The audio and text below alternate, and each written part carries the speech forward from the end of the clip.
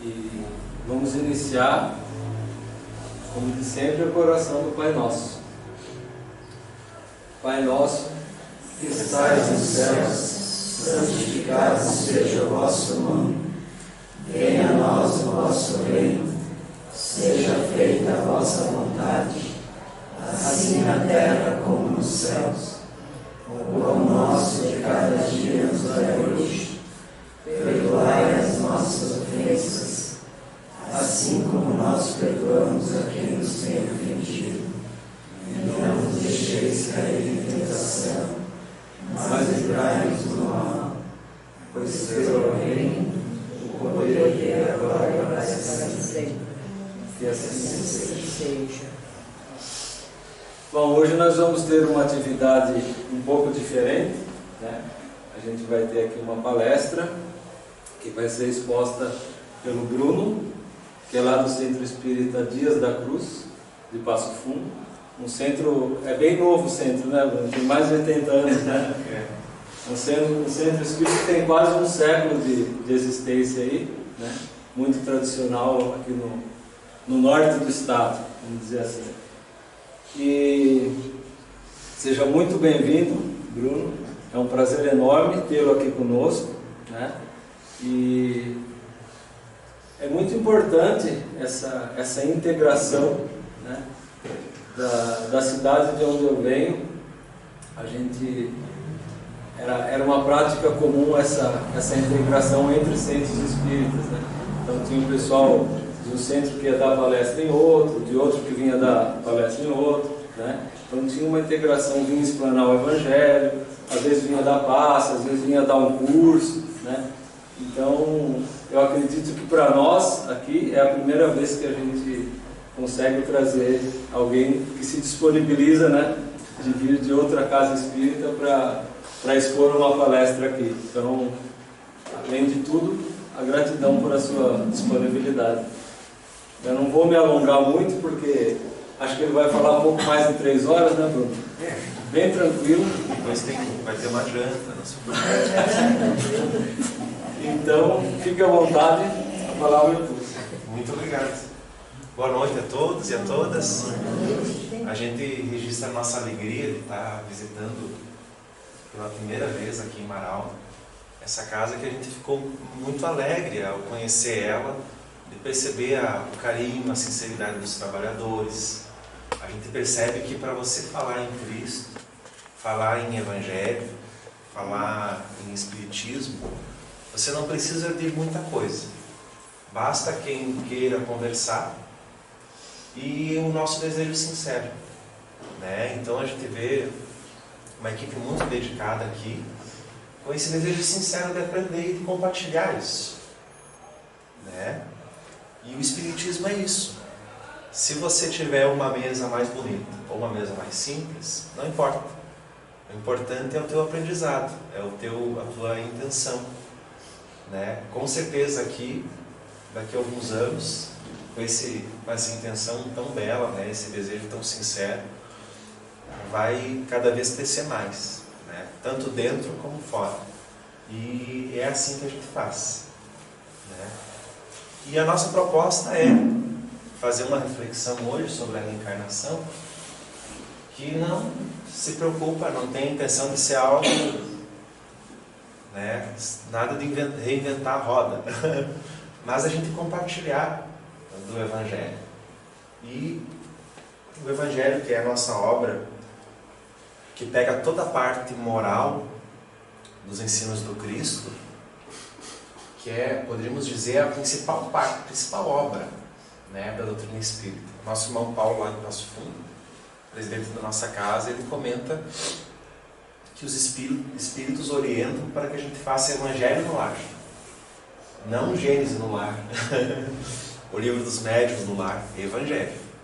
Porque quando você desencarnar, se você descobrir lá, que nem diz na Gênesis,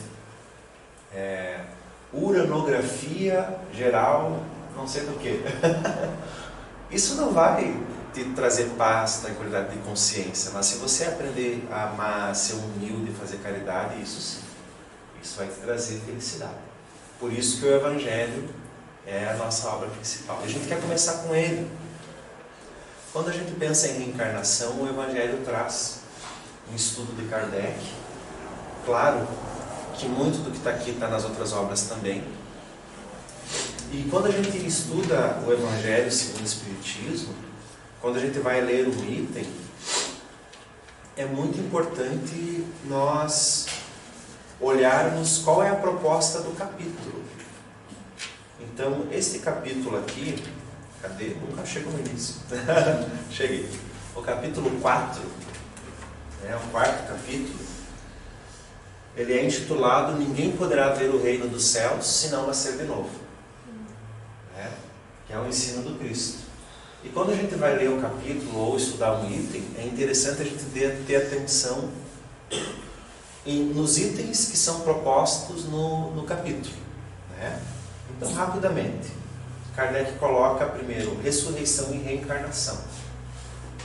Depois, a reencarnação fortalece os laços de família.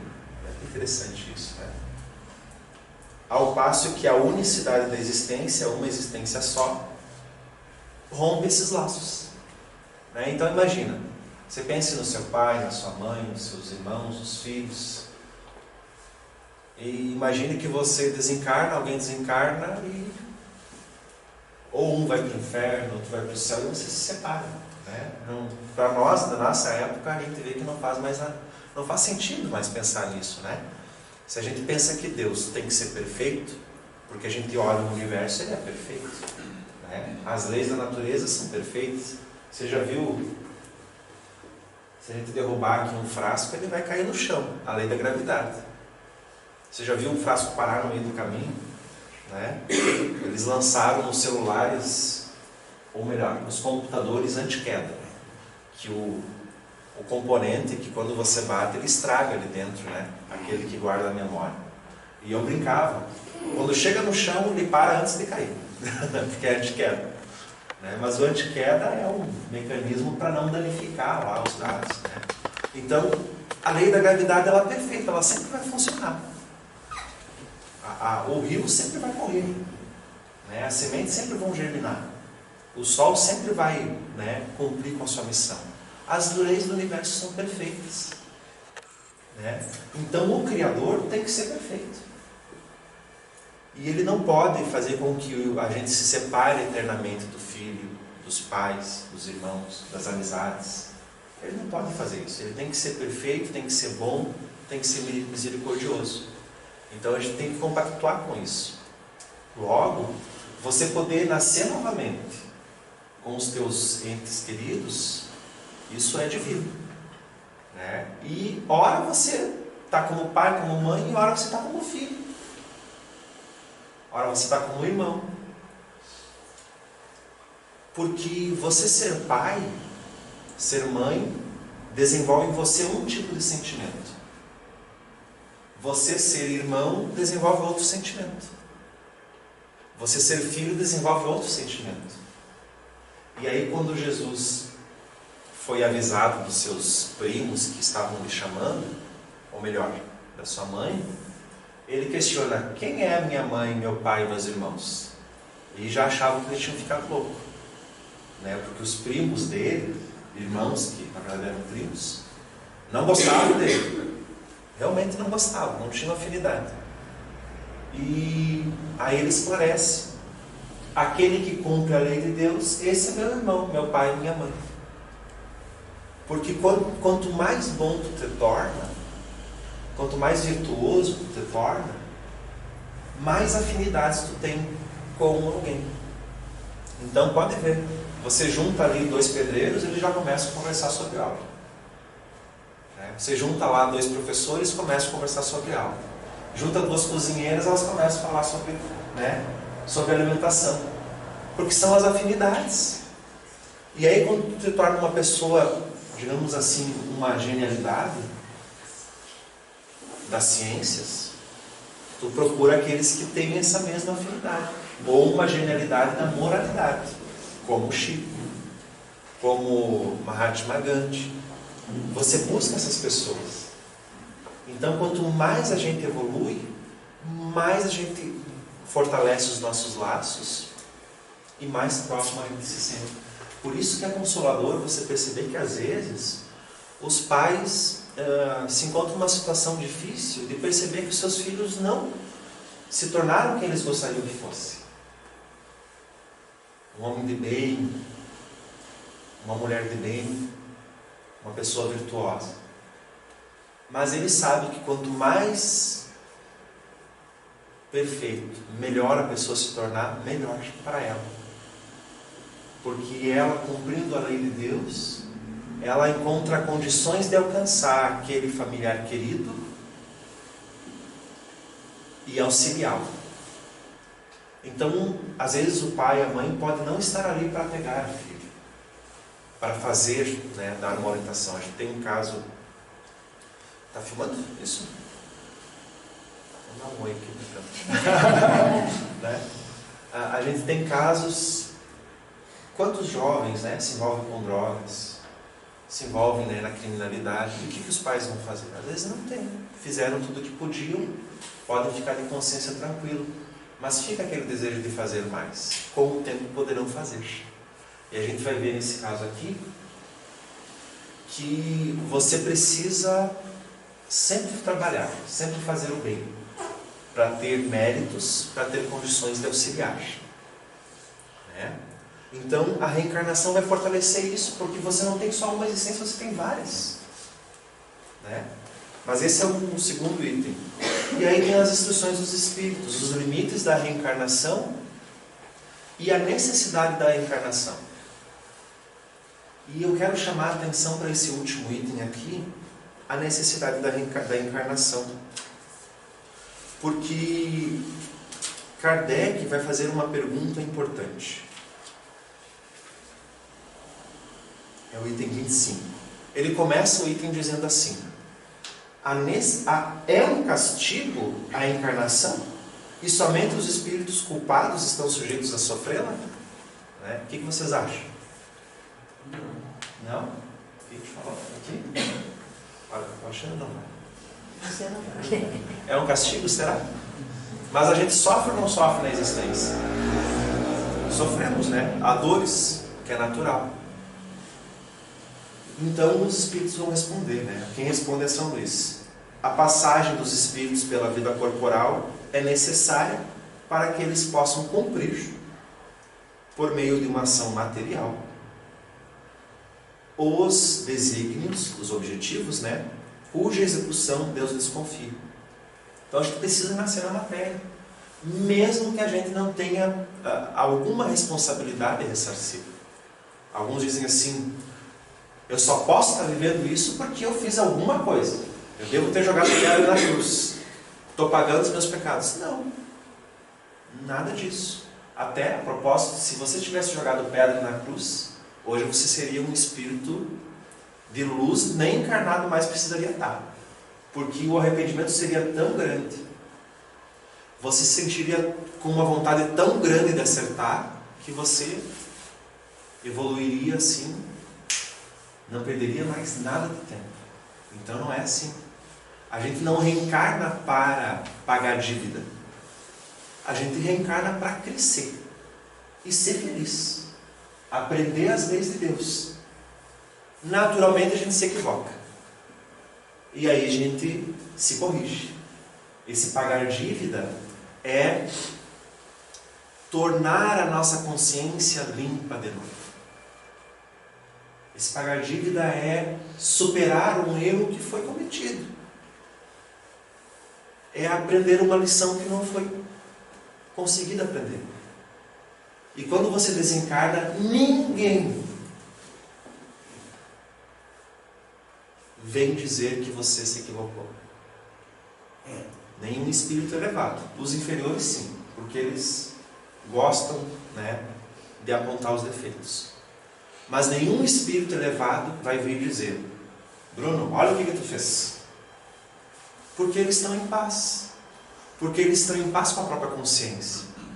E eles deixam para nós mesmos, para a nossa consciência, nos guiar. Então nenhum benfeitor vai apontar o que você fez. Mas a tua consciência vai te pedir para que você fique feliz. Né? E aí, um parágrafo mais adiante, a encarnação para todos os espíritos é apenas um estado transitório. Olha que importante isso. A gente reencarna um número de vezes, mais ou menos longo, conforme a nossa boa vontade em aprender. Se a gente tem má vontade, a gente vai precisar reencarnar mais algumas vezes. Por exemplo, se você comete o suicídio, que é uma revolta contra Deus, muitas vezes o suicida está desesperado. Cada caso é um caso. Mas às vezes você precisa de 200 anos para voltar ao estado antes de você desencarnar. Porque você fez os familiares sofrer, você deu um mau exemplo para a sociedade. O problema que você tinha, você não resolveu e criou outros. Então é algo que é muito ruim para o espírito. A gente deve orar profundamente se a gente conhece algum suicida, porque vai em auxílio dele. Não significa que o suicida desencarnou e ele vai ficar sofrendo décadas. Não. Às vezes o espírito suicida percebe que errou e ele toma rumo e não fica em regiões de sofrimento. Né? Cada caso é um caso. Mas a gente tem que confiar em Deus. Então, a reencarnação para todos os espíritos é apenas um estado transitório. É uma tarefa que Deus lhes impõe quando iniciam a vida, como primeira experiência do uso que farão do livre-arbítrio. E o que acontece? Chega um momento que a gente não precisa mais nascer no corpo físico, porque a gente superou esse estágio. E o interessante é que o espírito não tem rosto, o espírito não tem boca, não tem braços, não tem pernas. Olha só.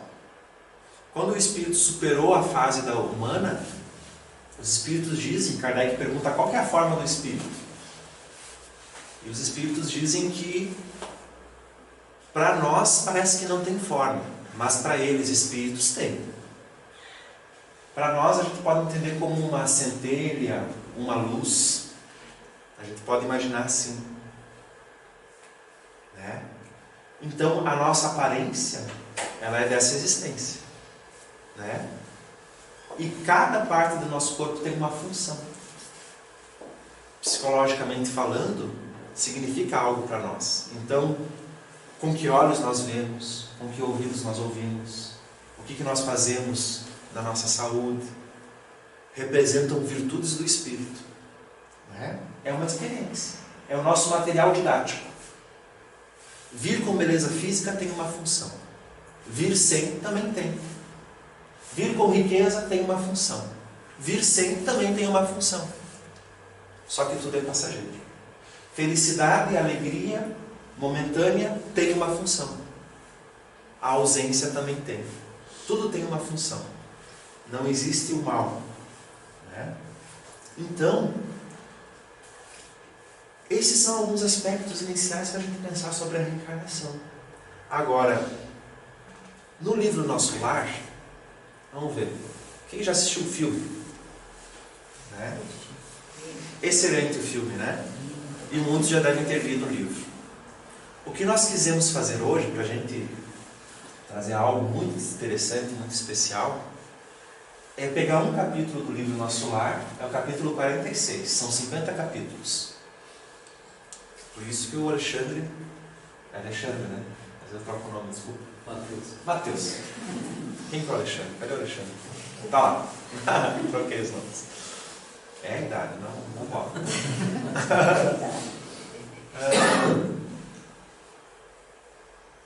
O livro tem 50 capítulos. Né? E esse é 46. E aí nós vamos ver aqui um caso de reencarnação muito interessante. Vocês estão lembrados então que André Luiz foi um médico que viveu a vida como a maioria das pessoas. Não foi alguém mau. Né? A justiça divina não é punitiva. Mas ele viveu, comia, bebia, fumava, trabalhava. Né? Uma vida normal. Uma vida da matéria, pode dizer. Né? E quando ele desencarnou, ele ficou um período numa região de sofrimento. O umbral não é um lugar específico. A gente sabe que céu e inferno não existem, são estados da nossa consciência. Né? Então você se afiniza e vai para aquela região que tem outras pessoas com os mesmos sentimentos, os mesmos pensamentos. Ele ficou cerca de 7 anos. Aí que ele lembrou que a sua mãe o havia ensinado a orar e ele teve condições de ser resgatado. E ele ficou surpreso quando disseram para ele que ele havia sido suicida. Porque ele danificou o corpo físico e desencarnou antes. Né? E ele ficou surpreso. Mas daí ele foi compreendendo. E nesse capítulo aqui, então, ele tem um diálogo com a sua mãe. E aí ele narra qual a situação dele. 1 ano se passou em trabalhos construtivos com imensa alegria para mim. Aprender a ser útil. Olha só. Uma existência. E ele não sabia como é que era ser útil. Olha que lição valiosa para nós. Encontrar o prazer de serviço. Vocês já sentiram prazer em prestar um serviço? Né? Isso é alegria do espírito. Se você sentir prazer em prestar um serviço para alguém, sobretudo se não é pago, você já está criando a tua felicidade de espírito, teu reino dos céus no coração. Então, por exemplo, se a pessoa trabalha como merendeira na escola, ela pode se botar e entregar para as crianças. Ou ela pode servir e dar um sorriso para a criança e conversar. E tornar o dia da criança um pouco mais afetuoso. É a bondade do Espírito, que vai ser felicidade para ela. Eu tenho observado ultimamente, prestado atenção, né, nos caixas quando atendem a gente. E muitas vezes nem olham no nosso olho. E às vezes a gente pode pegar e fazer uma brincadeira. Uma vez eu fui pegar queijo, pegar presunto, e aí eu falei assim, eu quero 237 gramas de queijo. E aí a atendente fez assim. Mas a gente brinca e faz a pessoa rir. E você tem um contato humano, que às vezes a pessoa é solitária até mesmo. E aquilo que a gente faz em família podemos fazer com os outros. A simples interação, a simples gentileza já é bondade. E isso também é servir. Porque esse afeto com o próximo, né? Isso é ser bom. Né? Então você vê no outro. E vai sair agora o filme do Divaldo Pereira Franco, né? Alguém já viu o trailer? E tem uma frase muito interessante, que diz que aquele que se preocupa em cuidar do sofrimento do outro não tem tempo de chorar o seu sofrimento. É profundo isso para nós. Então o prazer de servir não precisa ser algo, né? Não precisa. Experimentando o crescente júbilo e confiança. Então olha o que é. Quando você começa a compreender um pouco das leis e viver elas, nossa, você começa a se tornar muito mais forte diante da vida. A vida ganha um significado superior, não importa a nossa condição. Até ali não voltar ao lar terrestre. Você vê. Apesar do imenso desejo que me espicaçava o coração. Às vezes tentava pedir concessões, nesse particular. Mas alguma coisa me fazia evitar. Olha o aprendizado dele de saber esperar, né? Não receber auxílio enquanto não receber auxílio adequado, não contava ali com o carinho de todos os companheiros, reconhecia, portanto, que se houvesse proveito, de há muito teria sido encaminhado ao velho ambiente doméstico. Cumpria, pois, aguardar a palavra de ordem. Então veja a capacidade dele em esperar, porque o espírito de serviço lhe trazia tranquilidade. Né? Além disso, não obstante desdobrar atividades na regeneração, que é um dos ministérios, né, que recebem os espíritos, o ministro Clarencio continuava a responsabilizar-se pela minha permanência na colônia. A senhora Laura e o próprio Tobias não se cansavam de me lembrar esse fato. Não é todo espírito que vai para a colônia espiritual. Muitos ficam por aí, né? Depende da intenção do espírito. Por diversas vezes tinha defrontado o generoso ministro do auxílio e, no entanto, mantinha-se ele sempre silencioso sobre o assunto. Aliás, Clarencio nunca modificava a atitude reservada nas obrigações concernentes à sua autoridade. É um espírito mais elevado, sempre, né, na condição do seu dever, de cumprir o dever. Apenas no Natal, quando me encontrava nos festejos da elevação, tocara levemente no assunto, adivinhando minhas saudades da esposa e dos filhinhos. Quer dizer que nesse momento ele foi perguntar para André: e aí, André, como é que a sua família, você não viu ainda, né? Chegava e conversava com ele. Comentar as alegrias da noite, asseverava não andar longe o dia que me acompanharia ao ninho familiar. Consolando ele sabia os desejos, os anseios do André. Assim como o nosso benfeitor sabe dos nossos. Às vezes a gente não sabe ainda. E nem os nossos defeitos. Ainda bem que a gente vai descobrir aos poucos. E aí quando a gente descobre os defeitos, meu Deus, e agora? É aquela depressão, né? Porque descobriu um defeitozinho. E para os espíritos não é novidade. Para Deus não é novidade. Só para nós. E a gente às vezes acha que é o fim do mundo. Mas vamos com calma, né? Agradeci comovidamente, esperando, cheio de bom ânimo. Entretanto, atingíramos setembro de 40, sem que visse a realização dos meus desejos. Então, em 39, no Natal, ele recebeu essa proposta, que ele ia ir visitar. Em setembro do ano seguinte ainda não havia ocorrido, né? Mas ele esperava. Confortara-me, porém, a certeza de haver preenchido todo o meu tempo nas câmaras de retificação, com um serviço útil. Não descansar. Nossas tarefas prosseguiam sempre, sem solução de continuidade, sem interrupção. Habituar-me a cuidar dos enfermos, a interpretar-lhes os pensamentos, não perdia de vista a pobre Elisa, encaminhando-a de maneira indireta a melhores tentames. A Elisa tem que ler de novo o livro para lembrar da Elisa. À medida, porém, que se consolidava meu equilíbrio emocional, intensificava-se-me a ansiedade de rever os meus. Claro, né? Você está querendo visitar os familiares. A saudade doía fundo. Em compensação, de longe em longe, era visitado por minha mãe. Olha só. A mãe dele visitava ele. Eles não estavam na mesma colônia. A mãe dele estava numa colônia superior à dele. Que nunca me abandonou à própria sorte, embora permanecesse em círculos mais altos. A última vez que avistáramos, ela me disse que tencionava cientificar-me de projetos novos. Aquela atitude maternal de suave conformação nos sofrimentos morais que feriam a alma sensível comovera-me profundamente. Suave conformação nos sofrimentos morais. O espírito que mais sofre é o que mais se eleva. O espírito que mais trabalha é o que mais se eleva. Porque ele passa pelo processo da dor e ele se fortalece. Por isso que o Cristo diz: bem-aventurados os aflitos. Porque quem vem para o mundo só para o prazer, como se fossem férias, ele está deixando as suas capacidades de espírito adormecidas.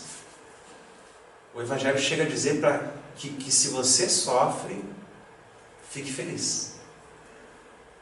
Primeiro, porque o sofrimento ele é passageiro. Se a gente acha que o sofrimento não acaba, aí é desesperador. Segundo, que ele permite ao espírito a introspecção, permite ter uma outra visão. Imagine que você machucou uma perna, sofreu um acidente, e você está com uma dor insuportável. Você vai querer falar mal dos outros? Você vai querer ficar tendo sentimentos? Você vai ficar pensando na tua dor. Então ela te faz procurar ajuda, pensar em Deus. Então não há nada de inútil na existência. Então André coloca que ele se comove diante da atitude maternal de sua mãe, que foi trabalhada nos sofrimentos, Que novas resoluções teria tomado? Intrigado, esperei-lhe a visita, ansioso de conhecer-lhe os planos. Com efeito, nos primeiros dias de setembro de 40, minha mãe veio às câmaras, que era onde eu trabalhava, né? Comunicou-me o propósito de voltar à Terra. Olha só. Ela tinha o propósito de voltar à Terra. Tem espíritos que precisam, né? Eles chegam no momento em que eles veem que a consciência está cobrando eles, que eles precisam trabalhar o orgulho, que eles precisam trabalhar vaidade, inveja, apegos, ociosidade. Eles sentem vontade e eles pedem, às vezes, provações difíceis, expiações difíceis, para se superar e aí se tornarem livres, porque a virtude liberta você, se torna forte, né? Mas ela tinha um propósito, porque ela decidiu, né? Em tom afetuoso explicou o projeto, mas surpreendido e discordando de semelhante decisão, protestei. A gente é assim. A gente que é mais inferior, quando a gente vê alguém com uma ideia superior de trabalho, de esforço, a gente já não acha uma coisa boa. O André Luiz, ele vai até o final assim. Ele não aceita, ele não concorda. Mas no final ele entende. E aí ele coloca, não concordo. Voltar a senhora à carne? Por quê?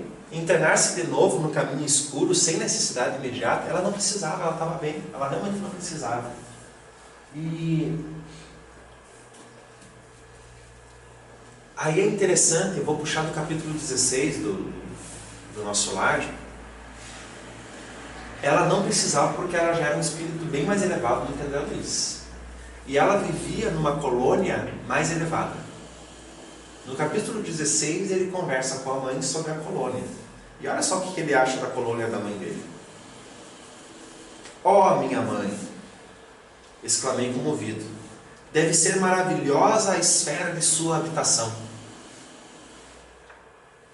Que sublimes contemplações espirituais, que ventura!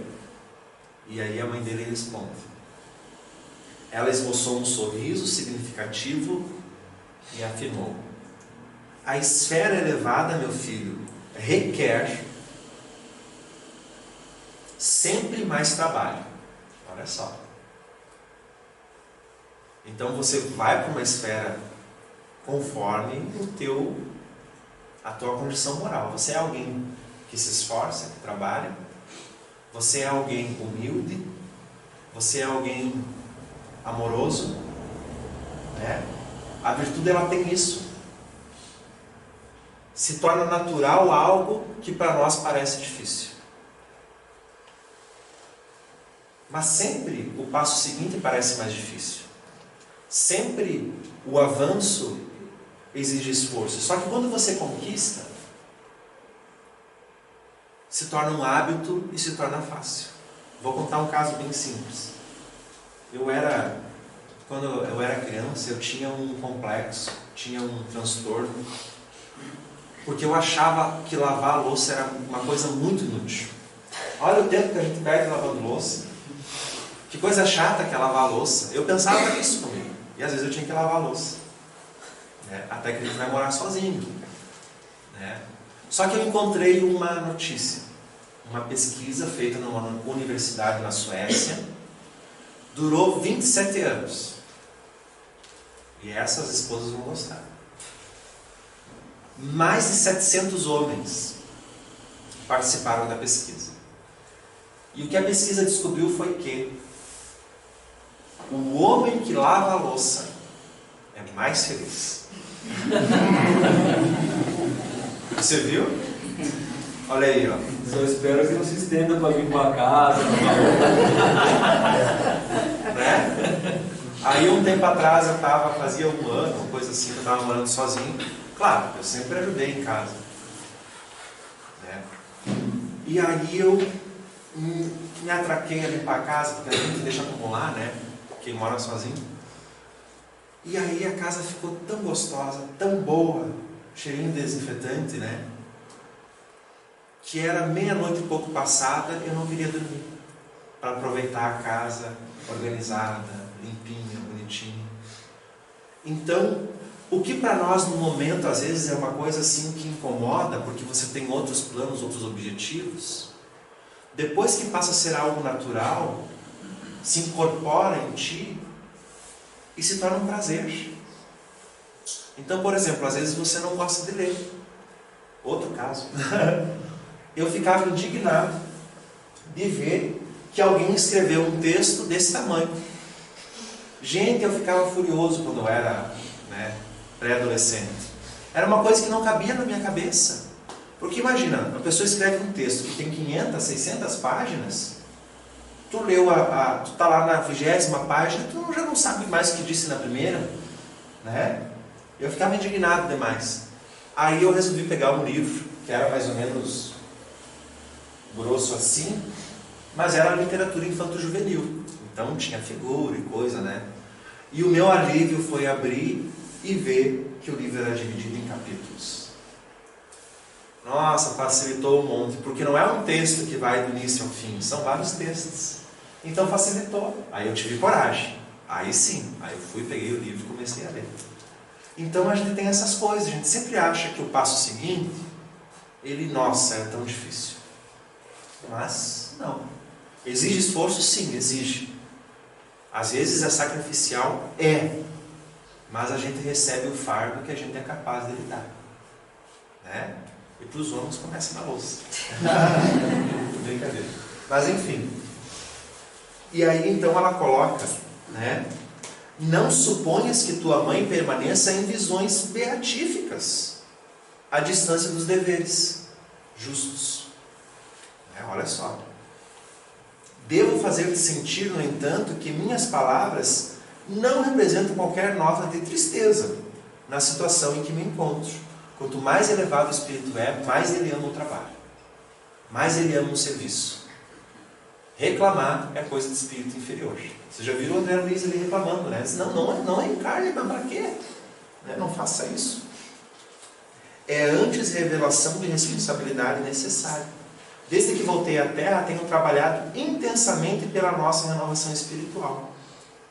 Muitas entidades desencarnando permanecem agarradas ao lar terrestre a pretexto de muito amarem-nos que demoram no mundo carnal. Ensinaram-me aqui, todavia, que o verdadeiro amor, para transbordar em benefícios, precisa trabalhar sempre. E aí tem a veneranda, trabalhadora do nosso lar, que há 1000 anos ela não tira férias para poder ajudar os seus. 1000 anos ela trabalha, 1000 ou 2000 anos, trabalho ininterrupto na colônia, um dos espíritos mais elevados do nosso lar. Desde minha vinda, então, procuro esforçar-me por conquistar o direito de ajudar aqueles que tanto amo. Conquistar o direito de ajudar. Não é porque desencarnou, é espírito, vai vir ajudar. Tem que conquistar isso. E aí, ela responde, mostrando nobre expressão de serenidade, minha mãe ponderou, não consideras a angustiosa condição do teu pai, meu filho? Há muitos anos trabalho para reerguê-lo, e meus esforços têm sido improfícuos. Laerte é hoje um cético de coração envenenado, seu marido. E aí, aqui no capítulo 16, ela conta como é que o Laerte estava. Há 12 anos na região do umbral. Na terra sempre nos parecera ele fiel às tradições da família, arraigado ao cavalheirismo de alto comércio, a cujos quadros pertenceu até o fim da existência, e ao fervor do culto externo, quer dizer, ia na igreja, mas não as aparências, em matéria religiosa, mas no fundo era fraco e mantinha ligações clandestinas fora do nosso lar, traía a esposa. 2 delas estavam mentalmente ligadas à vasta rede de entidades maléficas, e tão logo desencarnou o meu pobre Laerte, a passagem no umbral lhe foi muito amarga, porque as desventuradas criaturas a quem fizera muitas promessas, aguardavam-lhe ansiosas. Ele prometeu mundos e fundos, e elas estavam cobrando dele. 12 anos no umbral. E durante esse tempo, a mãe de André Luiz, ficou tentando ajudar o marido e não estava resolvendo. E aí ela decidiu reencarnar, né? Aí você pensa, onde o castigo de Deus? Né? Onde a vingança nas leis divinas? Não tem. É lei de amor. Mas as nossas ações têm consequências, né? E são inevitáveis. Não poderia persistir em semelhante posição, sob pena de mergulhar em abismos mais fundos. O que fazer, André? Quer dizer, se deixar ele lá, cada vez vai piorar a situação dele, né? Porque ele não criou estruturas para a vida fora da matéria. Ele viveu só a matéria. E veja que ele não foi uma pessoa maléfica, né? Traiu, né? Prometeu, né, coisas que não cumpriu, mas ele não foi, né? Não, respondi. Trabalharia por ajudá-lo mesmo daqui, não duvido. No entanto, os espíritos que amam verdadeiramente não se limitam a estender ajuda de longe.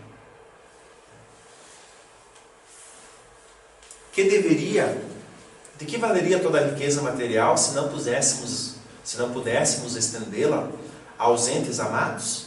Poderíamos acaso residir num palácio, relegando os filhinhos à intempérie? Não posso ficar à distância. Já que poderei contar contigo aqui, doravante reunir-me-ei a Luísa, a fim de auxiliar teu pai a reencontrar o caminho certo. Pensei e redargui. Ele ainda não estava concordando, né? Veja como nós somos, né? A gente insistira, no entanto, com a senhora. Não haverá meios de evitar essa contingência?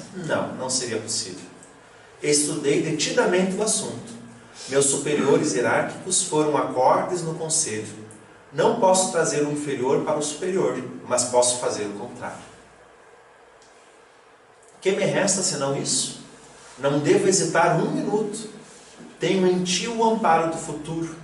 Não te percas, pois, meu filho, e auxilia tua mãe, quando puderes transitar entre as esferas que nos separam da crosta. O espírito virtuoso ele é forte. Então veja que ela foi traída e a preocupação dela é em cuidar. Quando a gente está vivendo aqui na Terra, as nossas preocupações, de um modo geral, é o agora. A gente quer ter a casa perfeita, o carro perfeito, a família perfeita, como se a nossa vida fosse durar só até o túmulo. Só que ela não dura. Então, quando nós enfrentamos problemas severos, o problema ele vai passar. Mas o aprendizado que nós tivermos que nos transformar, isso nos faz crescer. Isso nos eleva. Então não tem problema se a gente enfrentar um problema financeiro. Mas como que a gente reage? Porque às vezes a gente não compreende bem a questão da fé. Nós não podemos ter fé quando tudo está bom. Quando tudo é fácil ter fé em Deus. E às vezes a gente recomenda para os outros que estão em sofrimento, tenha fé. O que é uma grosseria. É uma ofensa, né? A gente nem sabe a dor da pessoa, né? Então, ter fé é o momento da dificuldade, sobretudo. Esse que é o momento, né? E nós achamos que Deus nos amar é Ele atender os nossos desejos. A gente acha que se Deus nos der status, se Deus nos der likes no Facebook, né? Nos der a aparência desejável, nos der riqueza material, aí Deus está nos amando.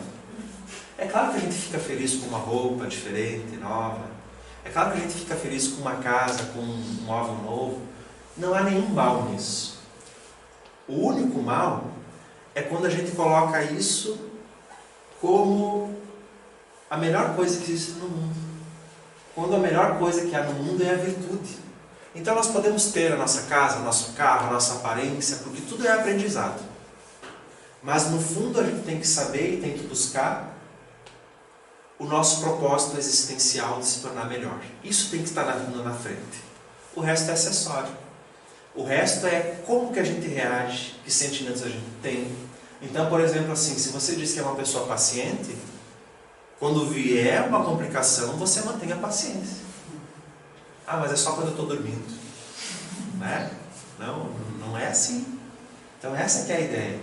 Então quando vem a dor, o problema, e você pode aprender a se tornar paciente, que felicidade para ti. Que conquista para ti. Né? Que alegria. E essa é a alegria do Espírito. Porque aí ele se torna forte. Então ele é feliz por quê? Não importa o que aconteça, ele mantém a paz. Olha só que legal isso. E a gente acha que ser feliz é não ter problema, não ter dificuldade. Não.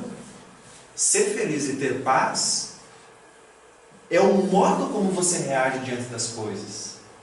E a gente acha, nossa, como é difícil, porque tudo acontece. Mas o que acontece dentro? A vida é o que acontece dentro. Né? Então, o problema não é ter uma dificuldade. O problema é eu não conseguir lidar com ela. Percebe a diferença? E aí a gente cresce. Né? E não é uma questão de errar ou não. O errar faz parte. É aprendizado. Né?